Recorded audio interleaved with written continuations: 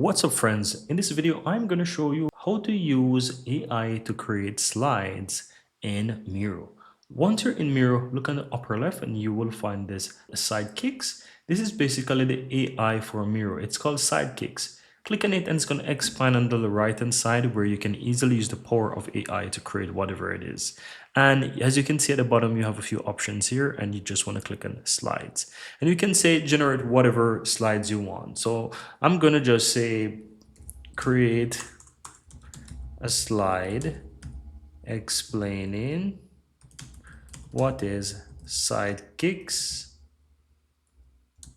in Miro and just hit enter.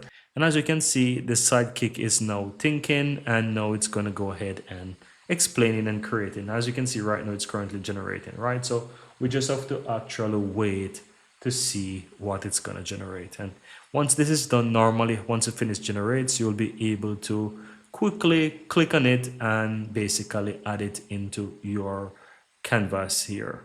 And as you can see right here, it's done. And I'm going to go ahead and click on apply.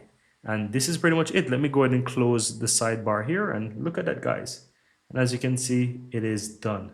So very interesting, right? So that's basically how you can use AI to create slides in Miro.